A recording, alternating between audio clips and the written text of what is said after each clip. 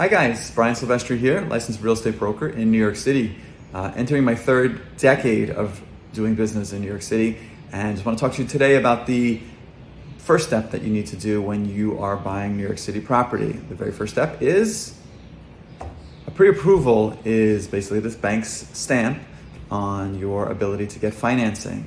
So in this step, it'll save you a lot of time, and you can do a bunch of really important things. One is the lender can figure out how much your monthly payment would be. And based upon your income, they can tell you how much you would qualify for. So that's a really important first step.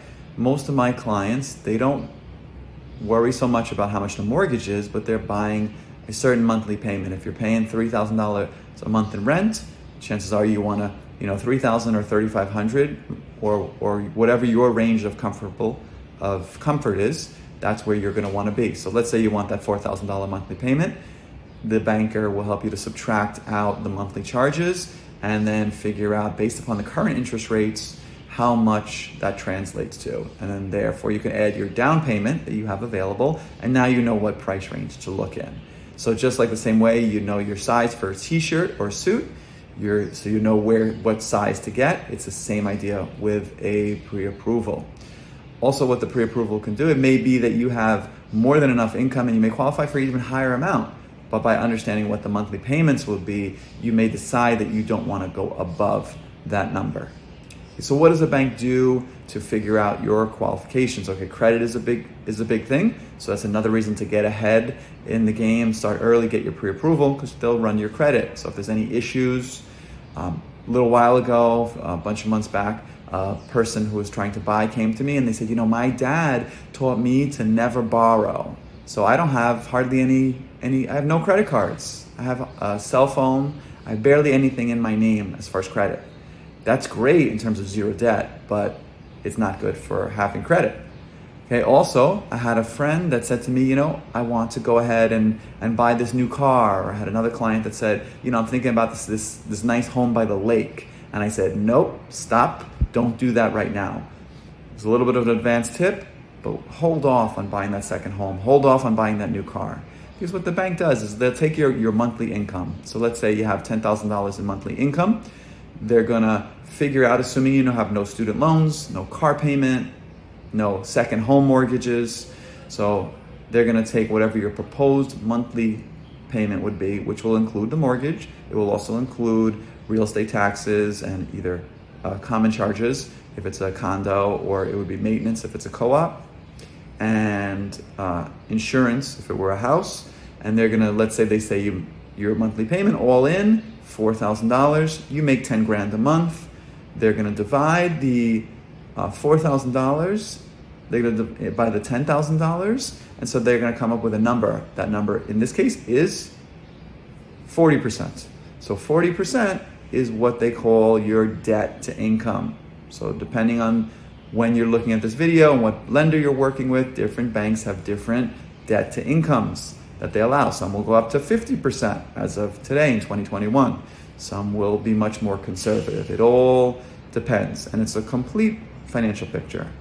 So get the pre-approval, and then you'll be able to figure out the monthly payment. You'll be able to figure out what you qualify for, and you'll know what properties to look for, what price range. Now let's say you didn't do it, and then you go out and you just start looking at property. You'd be surprised. I have people very often, 3 months ago, someone walked in, we went to one property, they fell in love with it, they wanted to buy it.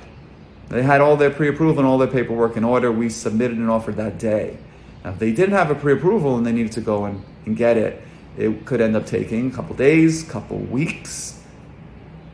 And then if the market is moving fairly quickly in the favor of sellers, the property won't last. Another advanced tip, okay, so we said number one is put off those extra purchases that are gonna add more debt, because they're gonna add your monthly installment debt on top of your proposed payment. So if the bank wants you to be in a 40% ratio and you have 10 grand in income and you have no debt, no installment debt, $4,000 would be the number that they would allow for your housing payment.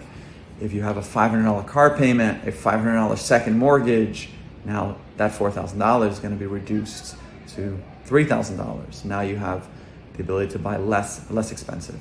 Last advanced tip I'll give you is that not all pre-approvals are equal. So you have a pre-qualification, you have a pre-approval, and you have a pre-commitment. Okay, a pre-qualification, I can call up a lender and basically say to them, I make this much money, and they'll run my credit, and they'll write me a letter saying that based upon the information that I gave to them, that I'm pre-qualified. A pre-approval, they're actually going to say, send me your tax returns, send me your information, and they'll run your credit, and they'll say, based upon the information we reviewed, you are pre-approved.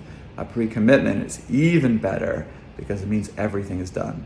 All you need is the property, and you need basically an appraisal, and that's it. So that will save you tons of time on the back end in terms of getting more documents together. So if you have more time on the front end, go ahead and get even a pre-commitment. Okay, if you're in a rush, a pre-qualification or pre-approval could do the trick as well.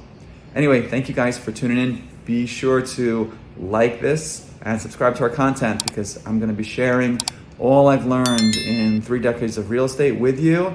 And there's a lot of stuff, a lot of mistakes that I made. I'm going to be sharing it all with you. So hopefully it will benefit and you won't have to make any of the same mistakes. All right, take care. Thank you guys.